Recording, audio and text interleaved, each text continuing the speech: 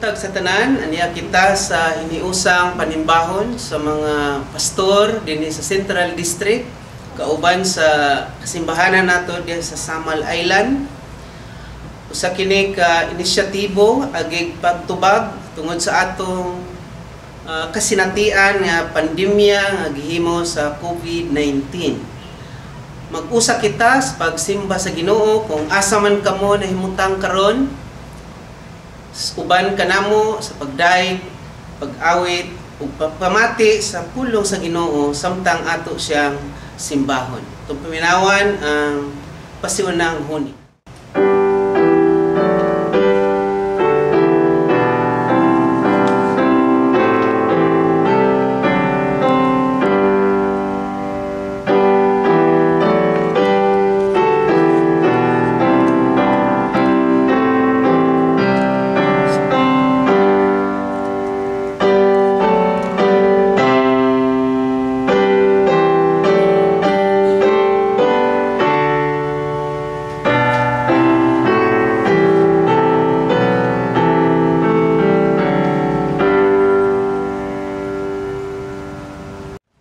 Yang yung tanan sa pagtindog, ang atong tawag sa pagsimba, atong gikutlo din sa mga Salmo 121. Milantaw ako sa kabukiran, ug nangutana, diin magagikan ang akong tabang. Ang akong panabang gikan sa Ginoo, nga nagbuhat sa langit o sa yuta. Dili niya itugot nga ikaw madakinas, dili matulog ang imong tigpanalipod. Ang manalaban sa Israel, dili gayon matuka o matulog. Ang Ginoo magbantay kanimo, ang Ginoo ana sa imong kiliran aron sa pagpanalipod kanimo. Ang kainit sa adlaw dili makadaot kanimo, ingon man ang danag sa bulan, panahon sa kagabi. Ang Ginoo manalipod kanimo gikan sa tanang kadautan, ampingan niya ang imong kinabuhi. Ang Ginoo magbantay kanimo, bisag asa ka ug bisag sa imong buhaton, gikan karon ug hangtod sa kahantodon. Atong kantahon ang atong himno sa pagdaig, tuburan sa kinabuhi.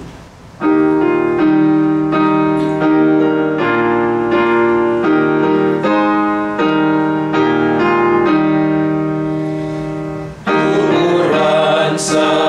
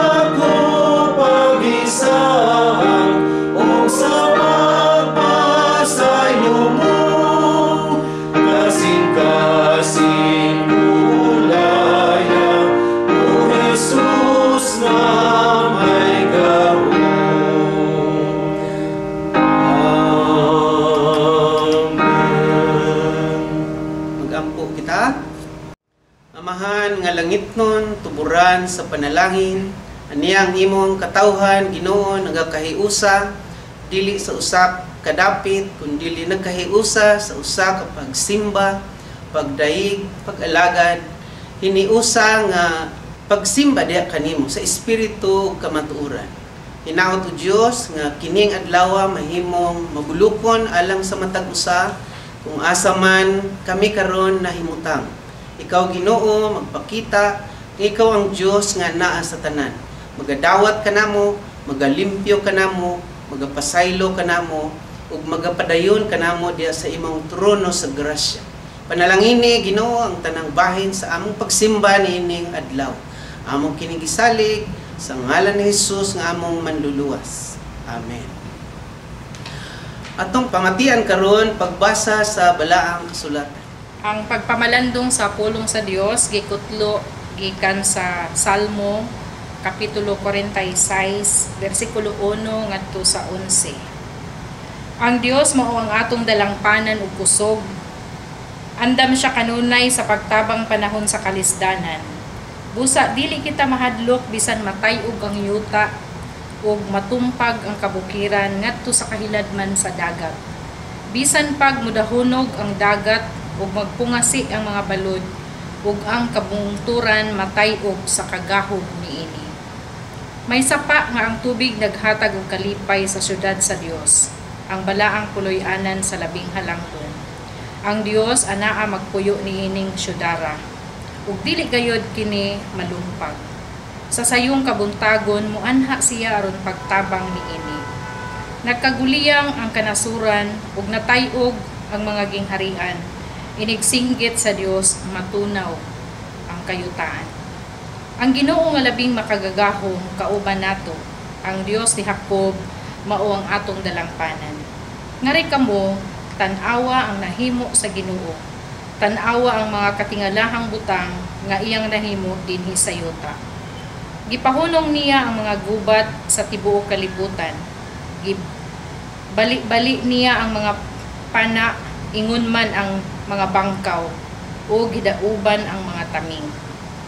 Miingon siya, hununga ang inyong panag-away, ug ilha ako nga mao ang Dios.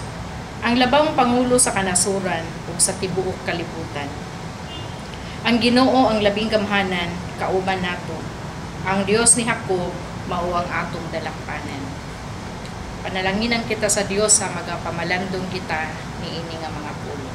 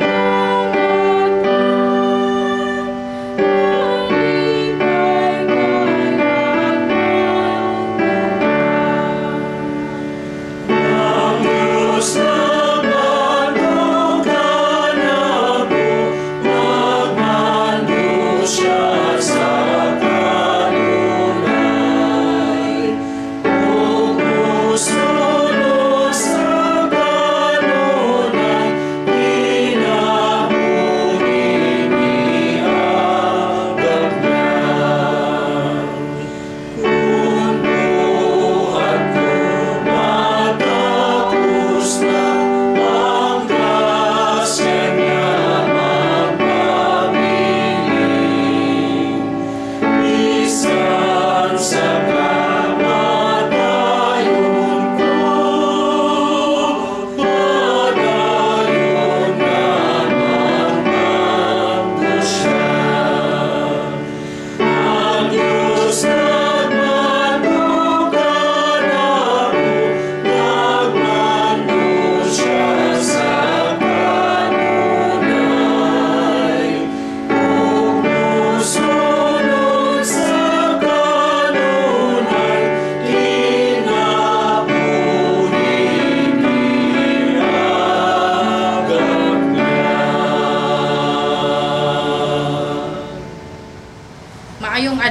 kaninyong tanan. Mapasalamaton ta sa higayon nga gihatag sa Dios kanato alang sa panagdugtungay sa pagsimba gamit ang teknolohiya. Ani ata karon sa panahon diin dili ta sigurado kung unsay mahitabo karon, ugma, sunod bulan o sunod tuig. Dili matag-an ang dagan sa panahon kung anus ang mahuman ning pandemya o kung unsay makasulbad niini. Naay mga paramdam sa linog usahay ug panagsang pagbisita sa baha. Apil pa ni ana ang mga pagbisita sa panagbingkil ug dili pagsinabtanay sa pamilya, sa simbahan, sa katilingban, sa nasod, mga isyu ug mga kontrobersya, kamatay ug mga balatian. Mga hitabo nga makahadlok, makatayog, makaluya ug makatismaya. Bisan pa niining lisod nga mga adlaw, ang Dios adunay tabang ug pagdasig alang kanato. Sa Salmo 46, ang salmista nagpasalig kanato nga ang katawhan sa Dios luwas ilalom sa kusog o panalipod sa Dios. Ang salmista nakakaplag og kasiguruhan ug kalinaw sa pagkasayod nga ang Dios nagbantay sa iyang katawhan.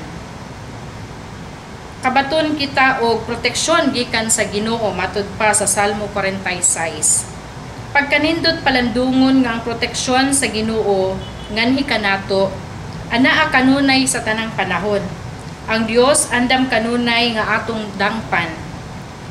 Dunay mga panahon labi na karon nga mga panahon dili na ta basta-basta makapadayon og mga tawo gikan sa laing mga lugar. Naay panahon nga nangadto mi sa dapit sa south kay mamalit og bulak kay plantita lagi og plantito. Nihangyo in tawon mi nga muna ay mga personal necessity ni atong balaya, mangihi lang atong balaya pero wa jud sila nagpaihi, wa jud sila mi accommodate sa maong pagkinahanglan.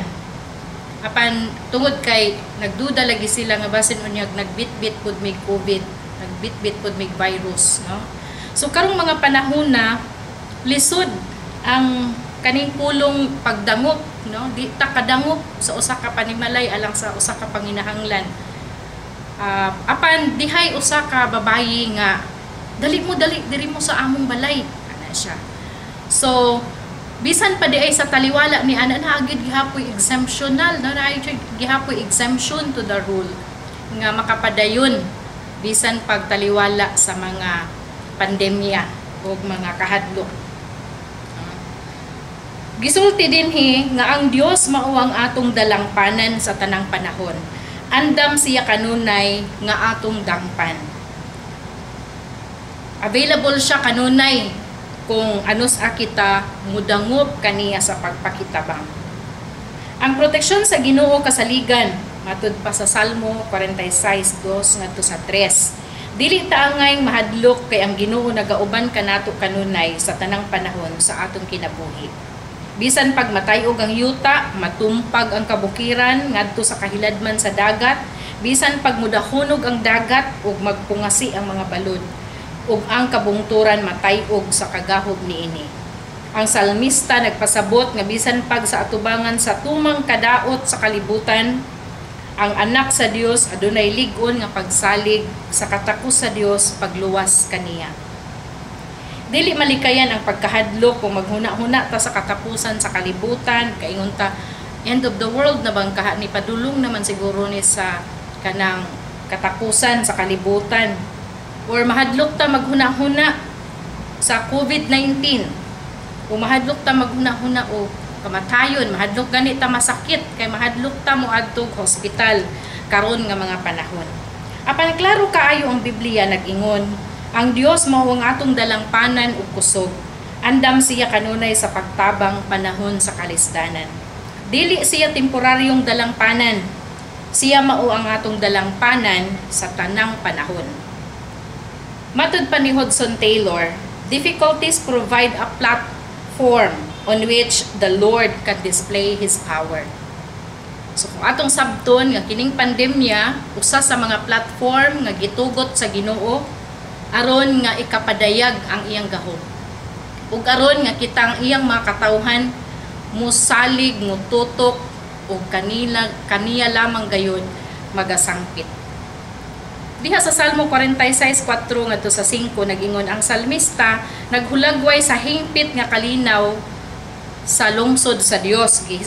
Gi-explain man, gisulti man dinha, gi-describe man dinha ang mahitungod sa Jerusalem nga may sapa nga ang tubig naghatag og kalipay sa syudad sa Dios.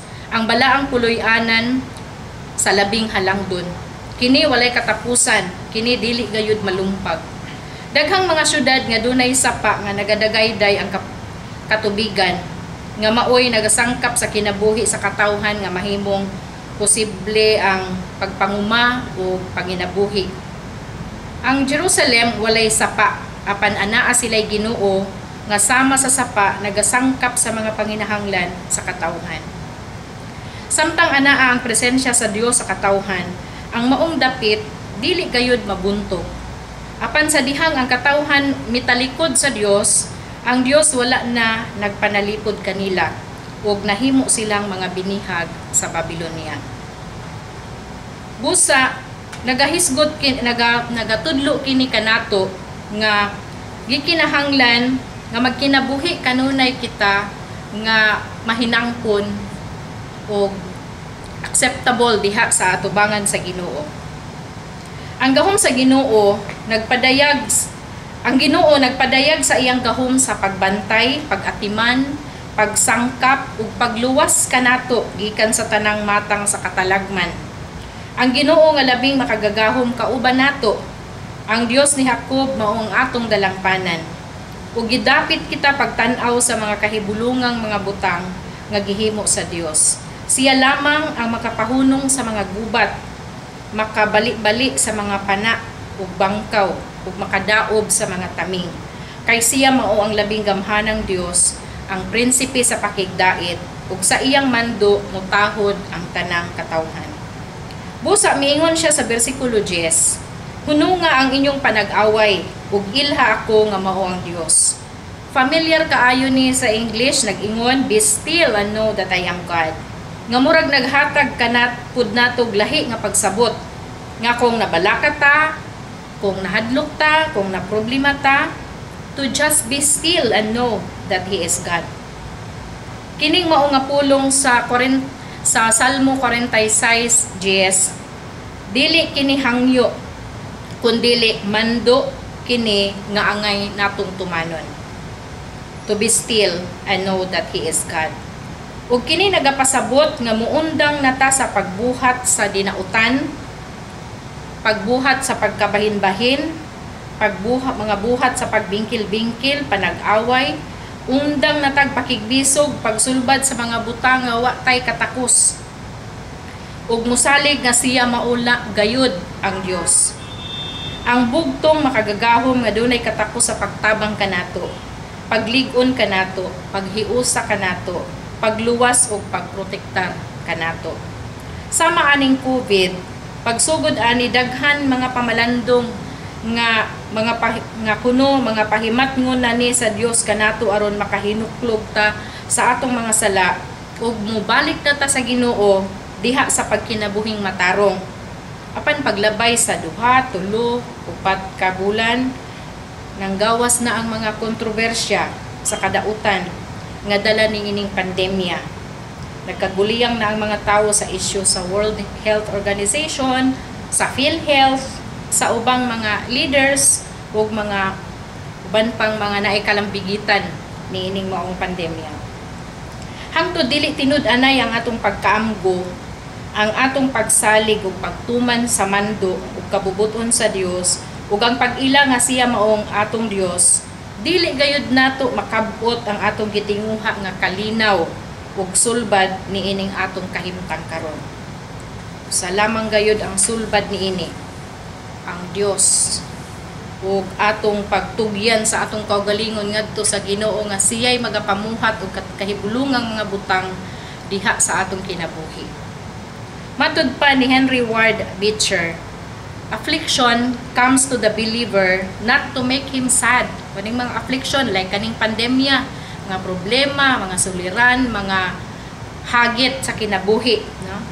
Affliction comes to the believer not to make him sad, but sober. Kanang mahimong kalmara, no? O magpabiling matinahuron.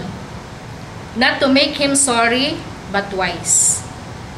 So this affliction, this pandemic, pwede natong ingnon nga aron mahimo kitang kalma o mahimo kitang maalamon. Gitugutan kini nga atong masinati karon.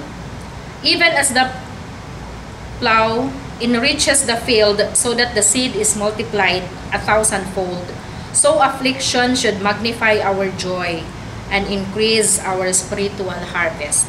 Matod pa ni Henry Ward Beecher. Busa kining Salmo 46 nagdasig kanato sa paglaom ug pagsalig sa atong Dios ug sa iyang gahom ug pagsangkap. Ang iyang balaanong presensya anaa kanato sa tanang panahon. Kini usab nagadala kanato ngadto sa paghimaya sa Dios sa tanang kahibulungang butang nga iyang gibuhat ug padayon niyang buhaton sa atong mga kinabuhi. Ang presensya sa Ginoo mao ang atong kalipay, kasiguruhan ug kaluwasan. Ang Ginoo gidayeg tungod sa iyang pagkatig panalipod sa Jerusalem, ang balaang syudad sa Dios. Siya usab mao ang atong tig panalipod ug giya hangtod sa kahangturan. Busa kung nahadlok ta, dangop sa Dios, kay siya ang atong dalangpanan. Kung nabalaka ta, ampo sa Dios. Kung nagproblema ta, pagpakitabang sa Dios. Kung naluya ta, basa sa pulong sa Dios aron nga makabaton tag kalig-on nga nagagikan lamang gayud sa Ginoo. Kay siya lamang gayud ang atong dalangpanan ug kusog, ang kasaligang tabang panahon sa atong kalisdanan. Panalanginan kamo sa Dios, ligunon kita niya niining panahon sa pandemya. Dalaygon ang Dios sa kanunay. Amen. Magaduol kita diya sa atong katilimbanong pag-ampo. Dios nga labing balaan o gamahanan, salamat Ginoo nga imo kaming padayon nga gipaabot niini nga panahon sa taas-taas nga bulan sa panahon sa pandemya. Kabisan taliwala sa mga kalisdanan, kami dili mawad-an sa higayon nga makasimba kanimo pinaagi niini nga online nga pagsimba diri sa Central District ug bisan pa sa kasimbahanan ug uban pa ang mo abrig mo uban sa mga pangamuyo din ha kanimo.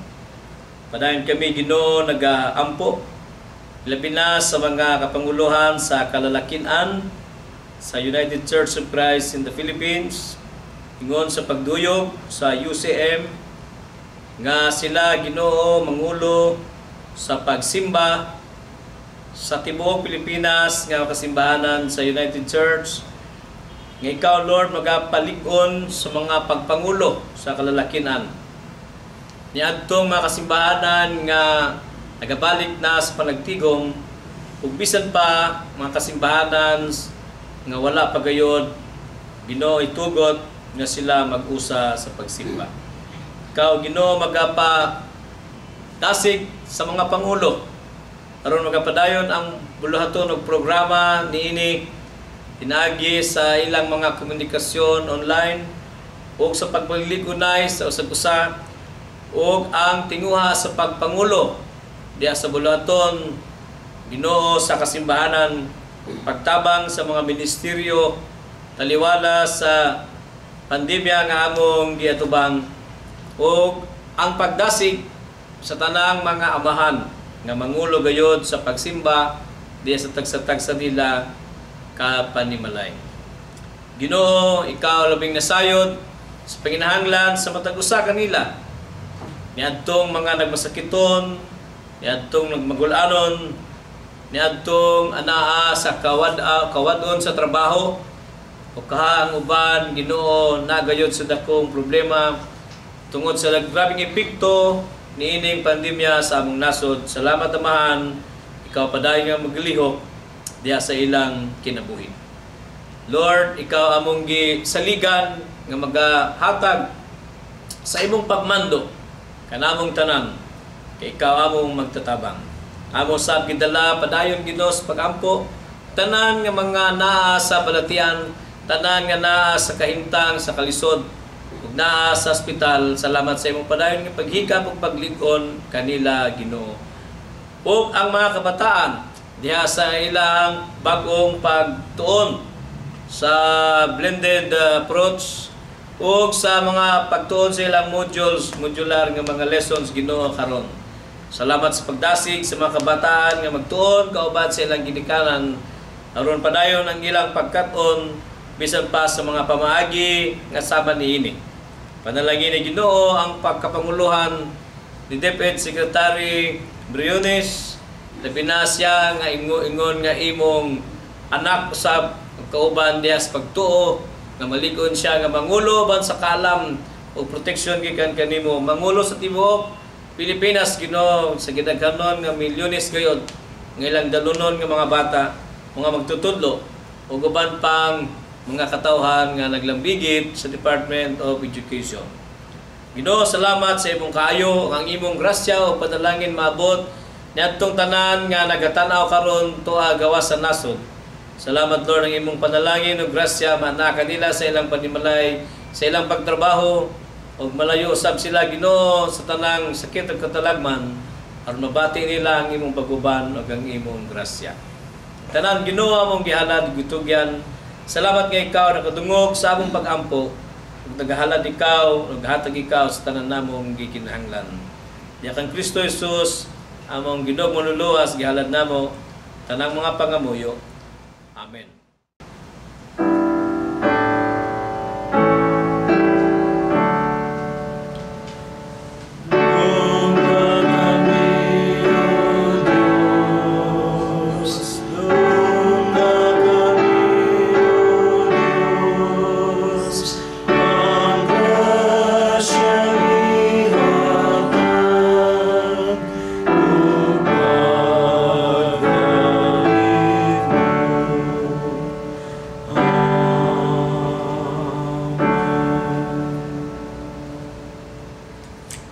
Tawgon mo ako, gako, utubag kanimo, magpakita kanimo dagko ug kahibulungan nga mga butang. Nining panahon sa pandemya nga naglisod kita, dili nato hunungon gihapon ang pagdala sa atong mga halad ngadto sa Ginoo. Dalhon nato nga atong mga halad kinabuhi, pasalamat ngadto sa atong mga iglesia lokal. Ayaw hununga ang inyong pagsuporta sa paghatag niini aron magamit kini sa pagpalapnag sa maayong balita.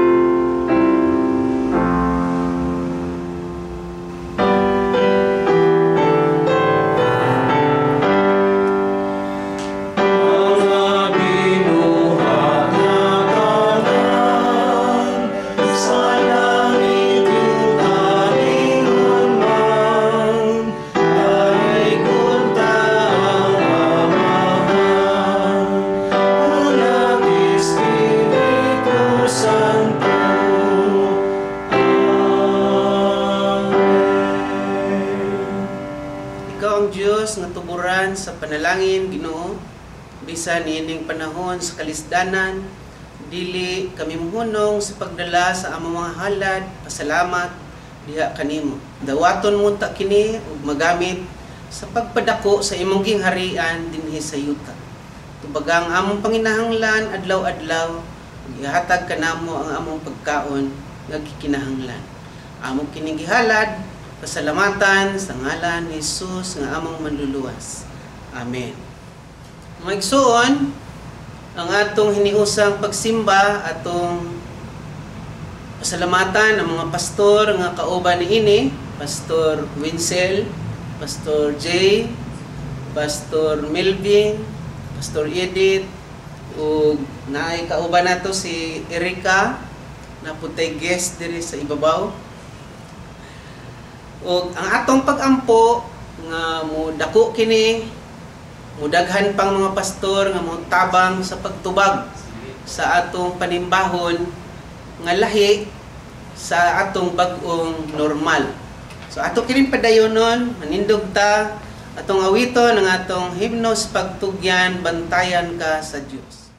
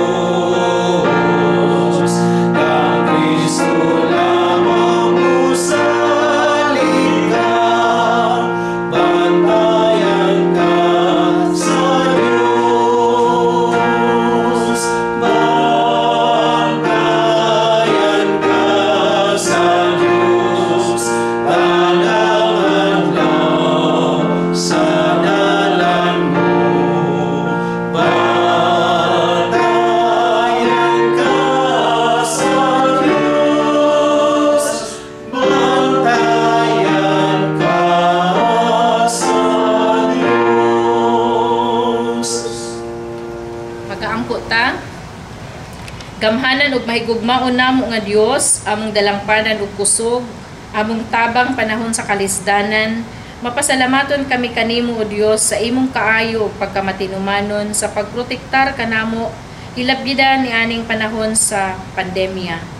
Langit ng Amahan, gidayeg ug gipasalamatan kanamo sa imong pulong ug sa mga kamatuoran nga anaa sulod sa mga panid niini.